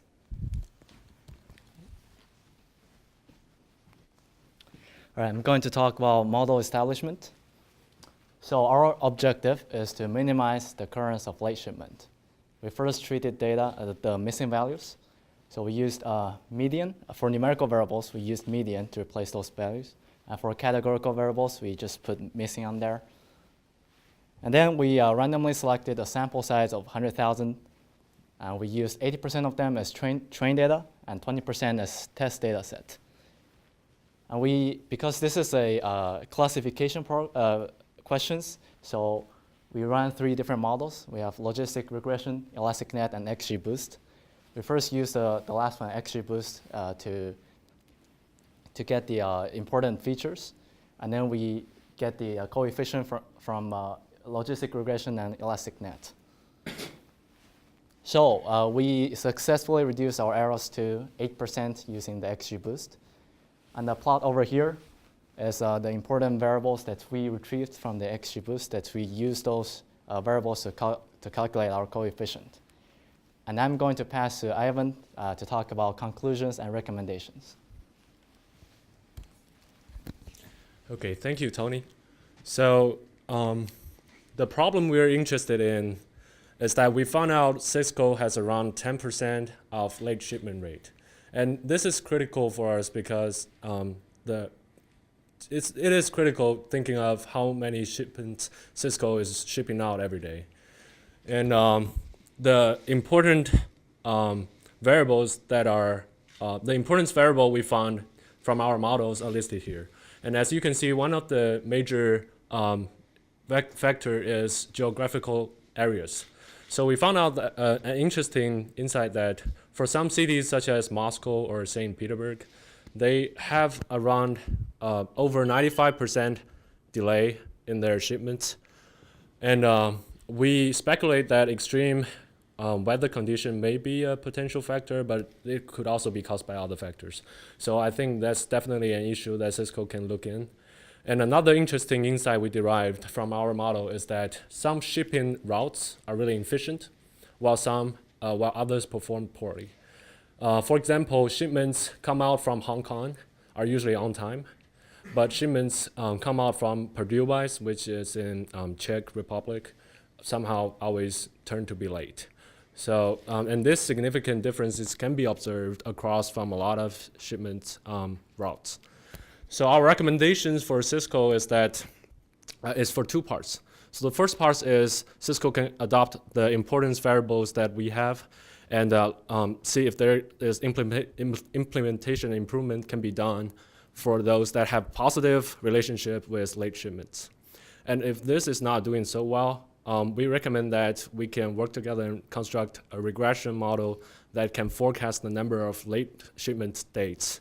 That way, we can, before we deciding the promise date, that way we can maybe push it back a little before we deciding what date we are gonna promise our customers to ship to. So that way we can reduce the occurrences of the late shipment. So that's our recommendation, and thank you all for listening. Great, questions? Thank you, great job. Real quickly, on the Moscow-St. Petersburg issue, were you able to determine how big of an issue is that for Cisco? Is that a large city of shipments or shipping out of, or is it an insignificant part of the business? We look at the, I think they have, those two cities are the top percentage for late shipping, for sure. But I think they're not relatively that important in the whole spec of the, like, compared to some of the biggest shipping centers. But still, if you have over 95% late in one of your shipping centers, and I think it has over 10,000, at least 10,000 shipments over 3 months. But even though maybe the number of shipments is not too big, the percentage is really high. So it makes it a very inefficient shipping center. So I think either Cisco can strategically maybe implement the shippings to allocate to another shipping center that may be doing a better job, then just keep using those which are gonna be late for 95% of the chance, and obviously customer satisfaction are gonna be affected by those that are doing not so great compared to those are doing a great job. Great, thank you. First of all, great job on putting this together. So my question is, you mentioned the late shipping to be about 10%. Is that accurate? Yeah, across the overall percentage. For Cisco? For Cisco over those 3 months data, yes. Okay, but you just looked at that 3 month. Yes, only because we only have access to those 3 months data. So Okay. that's, yeah, all of our conclusion are drawn from those, based on those 3 months data. Do you by any chance, based on the data that you saw in terms of this, do you by any chance have a way to kind of give a financial estimation on what that 10% would actually be for Cisco?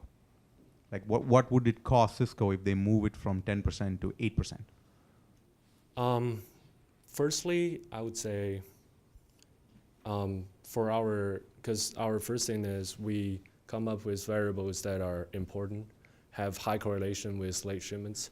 And I think that's for Cisco to decide for those, because we are not fully aware of what are those factors actually implemented in every part of Cisco.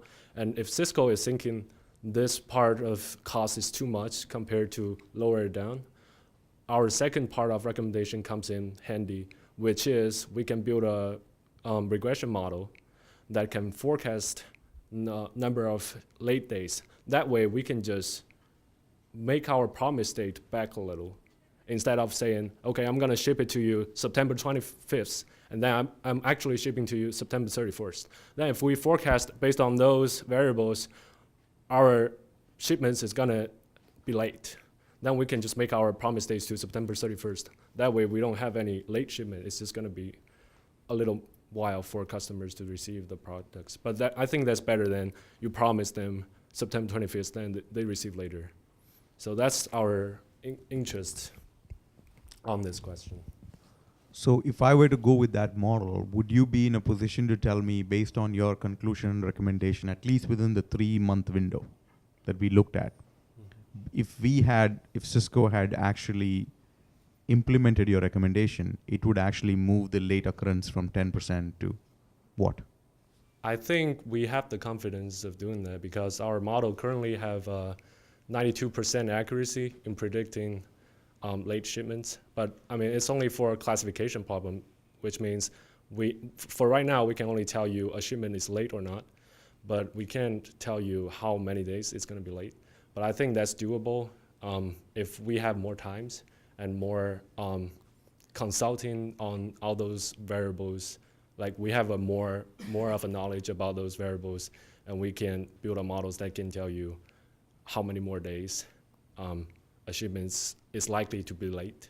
So that way, it doesn't really take any effort for Cisco to implement anything. It just, we push the, like I say, push the promise date back to not give customers that high of expectations, then be, disappointed when the shipment coming late. So does that answer your question, or? No, not really, because so just your conclusion here is the fact that Cisco is late 10% of the time. Mm-hmm.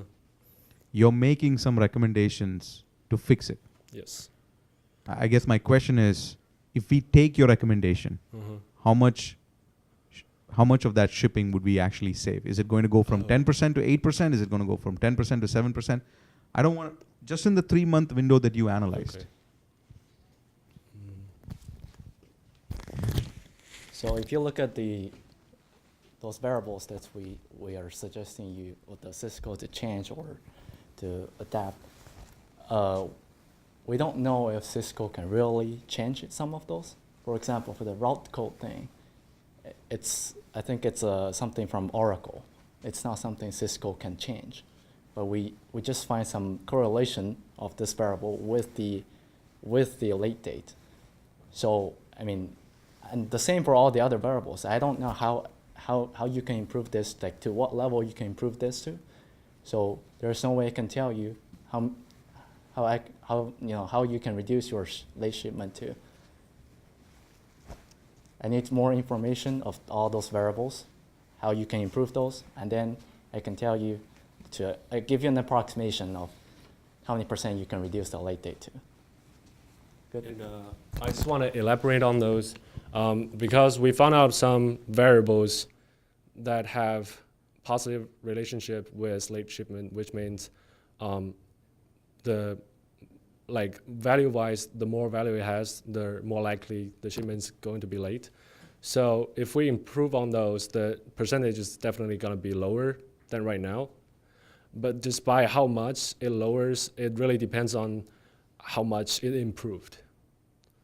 So for right now, we don't have an exact amount of expectation that it can be, but there will be differences for sure if the variables are improved.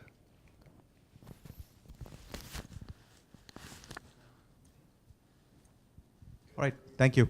Okay, thank you guys so much. Good evening, everyone. Welcome to the very first Dawn or Doom Data Dive. My name is Mohammed Rahman. I'm an associate professor here at the Granite School. I had the pleasure to organize this event. And from what I can tell, it's been a great success. And like the success depends on what were the goals we had. So if you think about the goals I had in terms of this event, first of all, we wanted to make sure we have an opportunity for all our students within Purdue from different colleges to work on a real business problem and then provide business insights that they can generate from the business problem they're working on. We have had 171 students registering for this event from 6 different colleges, 40 different teams. So we achieved that goal because of the students. So I want to start with giving the students a big round of applause.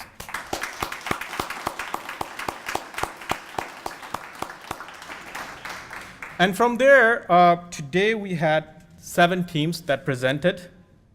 I'm sure it was very stressful for them, but I talked to all of them after they got out, and they seemed to be very thrilled to have this opportunity. So it was a lot of work, especially, it was midterm week, a lot of exams, a lot of assignments, career week when we had the first round of submissions due, but they prevailed, and they're thrilled. So that's the biggest achievement in my mind as well, that the fact that they really experienced a great sort of experience from here and achieved something is awesome. Now, the other objective we have in this event is, can we show that our students are capable, the Purdue students are capable of coming up with fresh perspectives that would wow the great judges we had, right? The executives we have here, are they liking what you're coming up with? And that's personally that I take that as a big challenge, because when you do that, I'm very proud. And I can tell you from talking to all the judges, I'm very, very proud. The students have come up with really good insights that wowed the judges. I have talked to the first round judges from Cisco who looked at your initial submissions. They live and breathe this problem on a daily basis, and they told me students came up with insights that they're looking at, they're doing, which is a good validation. But more importantly, students came up with ideas they have never thought about. These are the people, very smart people, who are working on this problem on a daily basis. So this is a great thing for our students. So for the 7 teams, you really made us proud, and I want to give all of you a big round of applause, because you're a winner no matter what.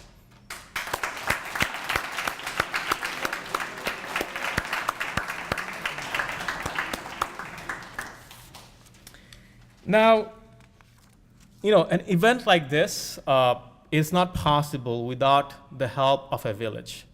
So I need to acknowledge a number of people before I give the mic to others. This event was possible. It was sponsored by the center here at the Granite School, Business Information and Analytics Center, in cooperation with ITAP. So first of all, I would like to thank the chair of the center, Prabhuda Dey, and Jerry McCartney, the CIO of Purdue, who actually collaborated in making this event possible. And the next big thanks goes to Cisco. Without their data, we didn't have a real problem. Not only it was a problem they provided, the data they provided, they actually worked with me, many of them, in making this happen. Now, in particular, Jeff Rogers and Chris Garrison, they're standing right behind there. They made it possible. These guys got on the call, got the whole team together. They really made this possible. And there are a number of people from Cisco, like as I said, there were 6 judges and a number of other people who were involved throughout the process. So it was a great pleasure to work with them. And I'm really grateful for this opportunity. The next is our judges. These are busy people. They had to take time off from their busy work to come here. So I would like to, acknowledge our judges. So we had 4 judges. First of all, I would like to acknowledge Vinu Thomas from Presidio, Dewan Nili from the state of Indiana, Jeff Christie from Cisco, and Diane Budin, who could not stay with us. She had to go away after the presentation. So, so thank you again. Now, finally, there are a lot of logistics that go around in an event like this. From ITAP side, Diana Hancock, she's standing right there. She was emailing me day and night and responding to my emails all the time. So thank you so much. And another person who is standing on my left, maybe on your right, Kemi Kappas, she has been working day and night for last several weeks. You got a lot of emails from her. She did all the right things. And if there's anything that didn't work well, that's my fault. Everything that worked right is her credit. We also had a lot of help from Adam Lawson from our Granite Computing Center. He's not here, but he did a lot of work for us. Logan Jordan, he offered a lot of help as well. And then we had 3 student volunteers. They did the whole logistics here, so please thank them as well. Now, I guess, what I would like to do is I want to bring the judges to give some feedback. But before that, I understand Jerry wants to say a few words. Jerry, you want to share some words with us? Come over here, come on.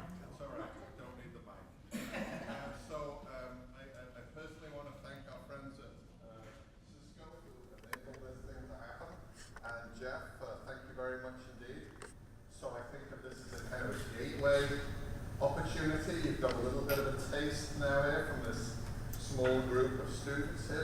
There are 38,000 students at Purdue across many disciplines. And think of the insight that you could gain with a sparse matrix physicist looking at your data, or an epidemiologist. All right. So we'll talk some more about that. Luan, how you doing, man? All right.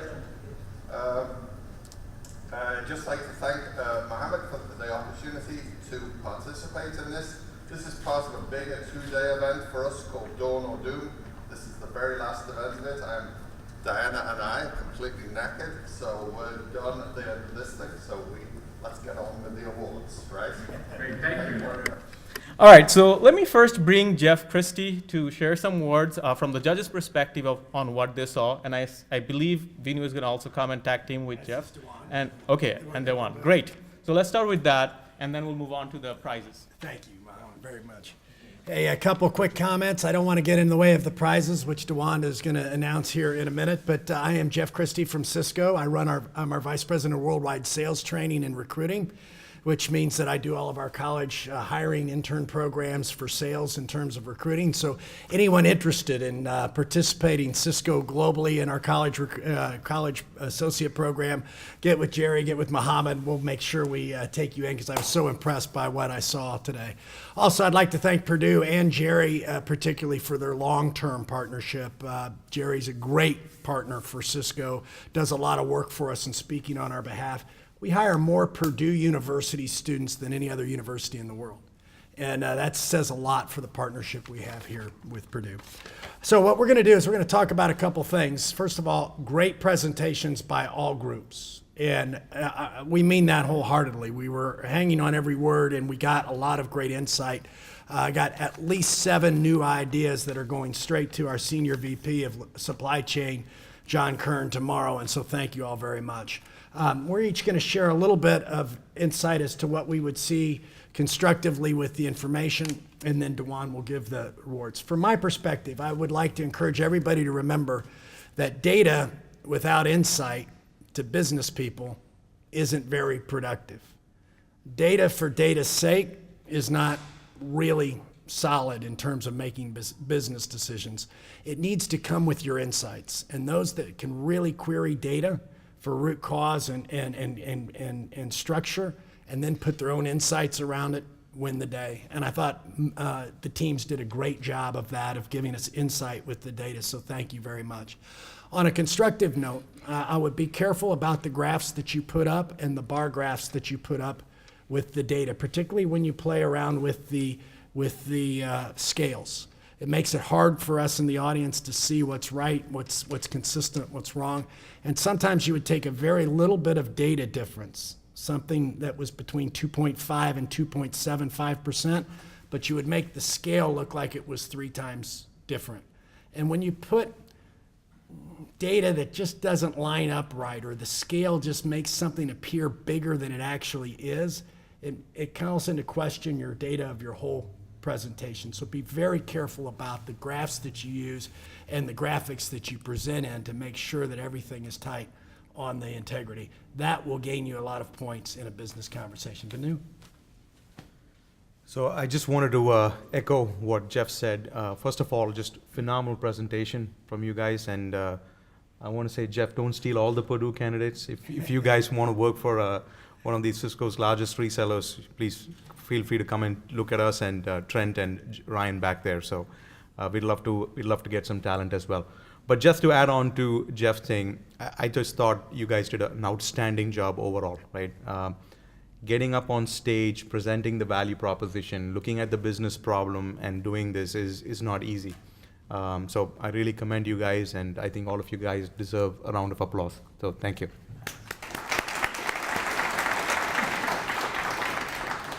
On a constructive note, when I sit in the audience and I'm looking at it, even though I am the CTO of a company, one of the first things I look at is the business value proposition. So what are you actually telling us? So you can make recommendations. A number of you came in, made some really valid recommendations. The question then becomes, what do you want us to do with that recommendation? Number one, what is the financial impact with that recommendation? And I know that we didn't have too much of data, but even with the data that you have, if you can basically come up and say, with the recommendation that we make, there's going to be a range, 1 to 3% improvement in what Cisco can do, 3 to 10% cost saving. I think that's going to go a lot more. Because just putting all these fancy graphs is great. But what business people want is to understand what is the value of the recommendation, either in terms of a cost savings or an ROI or some other qualitative benefit. And if you remember, during the entire process, I kept asking, have you guys done any financial analysis? So that's one. Secondly, I spend a lot of time in front of our clients, so does Jeff and Devon. And one of the things I just want to pass on to you is being prepared for a presentation is equally important as delivering the presentation. So some of you did an outstanding job by coming in, shaking our hands, giving us handout material that actually summarized some of your stuff. That's well done. So for those of you who didn't do it, it's a learning experience to make sure that you get a little bit more comfortable in actually how you deliver the presentation as well as how you prepare for the presentation. So that's some of the feedback. Would love to talk to you guys if you want more feedback. Love to spend some time here, but I'll turn it over to Devon for his final comments and the prices. Thanks, Venu. And again, three of us can't say enough, and what Diane was here, she'd say the same, that excellent presentations, just blown away with just the level of work and effort you put into analyzing these data sets, and it was really interesting to see what particular areas each team focused on and where they saw you could drive the value. So once again, great job to everyone. I did have a couple areas to add to, just on a presentation preparedness and things that really speak to when you're talking with folks like ourselves here. The first is, when I talk to folks and they bring me a problem and they say, here's a problem, here's where we found an issue. Right after that, I really like to hear, here's a potential solution, and by the way, here's an easy way we found you could put in that solution. So I think, thinking back to some of the presentations, there were some opportunities and problems posed around maybe using more railways instead of so much air, or having a contingency plan for those areas of the country that's affected by bad weather more than other areas are. It's been really nice to follow that up with, by the way, we found this specific rail line that's right in the path of most of your shipments that you could easily move to, or here's a effective use of your current facilities where you could reroute some of those orders in these areas where bad weather occurs more frequently, as kind of a, hey, we looked at the analysis, we know this can work because we found these things that exist today. So that's a good piece. And another piece is, I think you only have limited amounts of time with people like ourselves. They don't have a lot of time to dedicate, and you can lose a lot of folks early. And so I think in your presentations to really hit on the areas where you see the value is and get straight kind of to that punchline and show where the value and the proposal can really speak to their business problem, and if you wow them, or if the statement is powerful enough to compel them to ask more, they will ask you, how did you come to that? And so I guess what I'm saying is not really having to spend that valuable time you have identifying what you used and how you created to get to that point. I think if we see the value in that and we want to dig deeper, we'll ask that question later on. How did you derive to that? And that'll save you some time to really get to the important part of your pitch during that limited time. So again, very good job though, and there's just a few areas to keep in mind in the future. And so we'll get to the exciting part then. We'll get to the awards. Yes, at this time, if I can ask Professor Prabhu and Jerry McCartney to come to the forefront and give the checks out to the teams, that'd be awesome.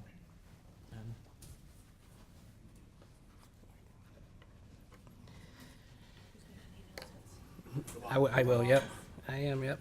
So we'll start with the third place, the third place team finishing, and that will be Team Stamo.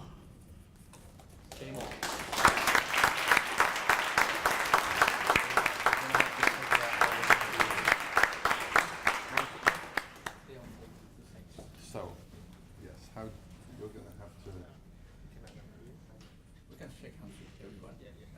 But somebody's going to take a picture here, so he's not going to take a picture of your back. So. You can be in the background. There you go. Very, very nice. Oh, that's perfect.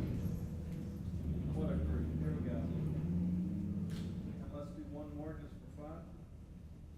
Thank you very much. Well done. Congratulations. Thank you. And congratulations to you as well. What are we supposed to do with these? Yes. They take. What's yours? Have a bank routing number on it. You got your account number, Terry. That's all right. I was afraid of that. In the runner-up position, Team Cis Companion.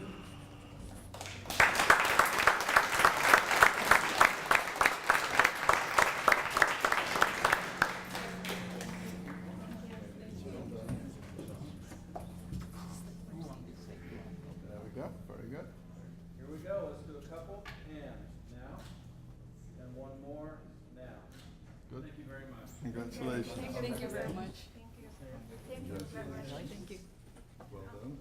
Thank you very much. Congratulations. Thank you. Take that with them. Oh, yes. Yep. Thank you. Oh, Very oh, good. oh. There you go.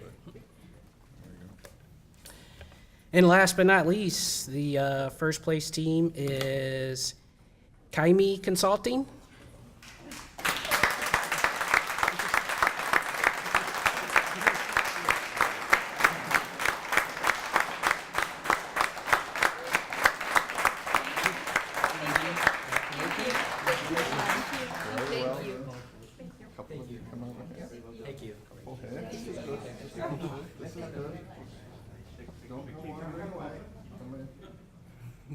Very nice.